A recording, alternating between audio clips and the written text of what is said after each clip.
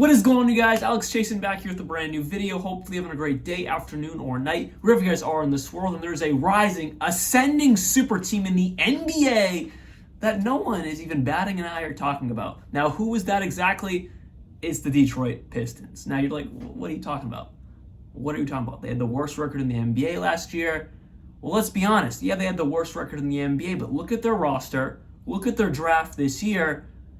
Man, this team is building something special, and we've been talking about this for years. They drafted Cade Cunningham, they drafted Jaden Ivey, drafted Jalen Duran, made the trade for James Wiseman, just brought in new head coach Monty Williams on a massive deal, and that is a win-now coach. That is not a rebuilding. Let's try to figure it out. That is a win-now championship tier head coach. A super team is not out of the realm of possibility for these young stars who have all the potential in the world.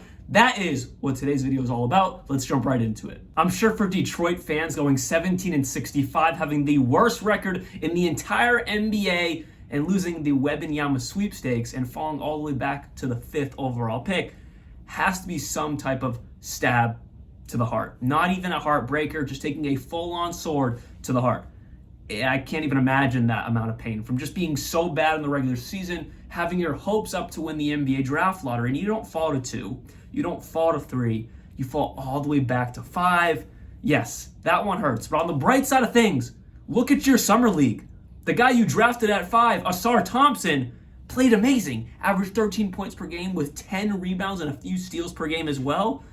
Ooh, that fits absolutely perfect into replacing who you traded away in Saddiq Bey. And then guys like James Wiseman, Jalen Duran, and Jaden Ivey, not necessarily needing summer league, but so valuable for those young guys, especially Jalen Duran and Jaden Ivey, who only their second years in the league, and they played relatively well, but especially Jalen Duran, who played well above his means, averaging 20 points per game and 9 rebounds in just 2 games, where Jaden Ivey averaged around 18 points per game. That's like basically what he did in the regular season. And then for James Wiseman, he averaged 16 points per game, along with 10 boards as well. And then the 25th overall pick in this year's draft, Marcus Sasser, surprised everyone, averaging around 16 points per game on almost 44% from the field in 5 games in Summer League, and he played the most games out of anyone I have talked about thus far, and he played so well. But for the 25th overall pick, with no real expectations on him, he played amazing.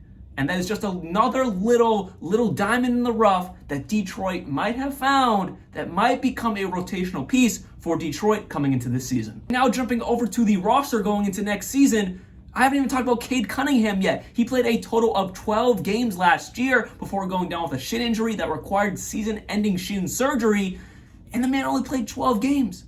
12 total games. He played a fantastic rookie year.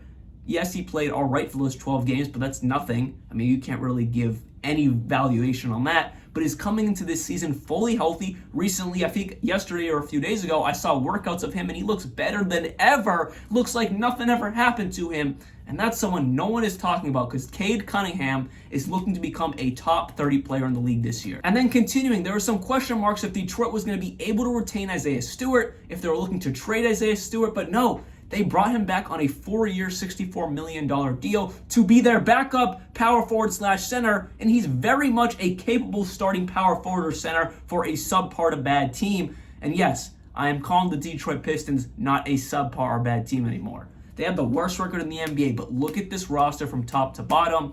It would be their own fault by coaching or players if they do not become a play-in team next season. By me calling them a super team no one is talking about, it's for right reason. Like, why would anyone be talking about them? So yes, don't come at my head like obviously no one is talking about them. But just listen to me. From now getting Monty Williams, a fantastic coach, from all the moves they made this offseason in the draft, getting Joe Harris, no one's really talking about that move. That is a fantastic move. A lot like what the Houston Rockets are trying to do, rebuild and compete at the same time. Detroit is quietly doing the same thing. Also made a trade for Monte Morris. You also signed a veteran guy in Alec Burks. And then no one is talking about a veteran who has already been on the roster, Bojan Bogdanovic, who averaged 20 damn points per game last year. Everyone's like, oh, it's because he was on a bad team. Sure, maybe, but he still averaged 20 points per game in the NBA. That's not that easy. That is a veteran doing that, by the way. Let's not forget that. So they still have all these veterans. They've signed these veterans. So they're quietly doing exactly what the Houston Rockets are doing with young talent and bringing in veteran leadership and veteran guys who can play the game at a relatively high level. You still have Cade Cunningham, Jaden Ivey, Jalen Duran, James Wiseman, Isaiah Stewart, Killian Hayes. No one likes him, but he's still a valuable backup point guard for this roster. And then Marvin Bagley. No one's even brought up the idea of Marvin Bagley possibly still has some potential in him. And let's just say they want nothing to do with some of these guys. Guess what they can do? Package a bunch of these guys and some picks for a superstar. It is every other day, every week, every month, there is a disgruntled superstar in the NBA. Or a disgruntled all-star in the NBA. Even if it's not a top-tier superstar, a disgruntled all-star, I shall say.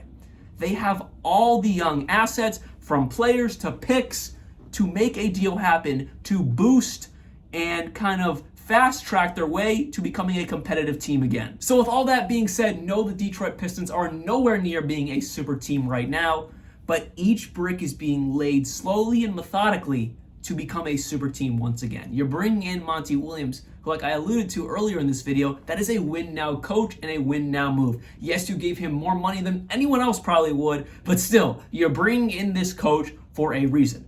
Not to rebuild slowly, no. A win-now move by Detroit. And I don't mean win now by winning a championship now, but at least moving in that direction by being at least a play-in team this year, maybe an actual playoff team the year after that, and then that 3 years down the line, that's the time where maybe, hey, let's try to move to that first seed. Let's try to see what we can do in the playoffs. That is Detroit's, in my mind, plan right now by bringing in Monty Williams. And on top of that, all the young talent they are assembling, they all have one thing in common: Mount Everest potential. They all do, from Cade Cunningham to Asar Thompson to Jaden Ivey to Jalen Duran, and even a little bit still, I hold some hope for James Wiseman. Not as much as the other guys, but I hold still a little bit of hope. They'll have the highest of high potential. So with all that being said, hopefully you guys did enjoy this video, and I expect them to be a play-in team this year. If not, everything I've said today means absolutely nothing, because look at this roster with your own two eyes. You got the coach, you got relatively pretty good NBA talent, well above average NBA talent. If they are not a play-in team, something is wrong, and it's way more than what we know. I'll see you guys very soon, and like always, peace out.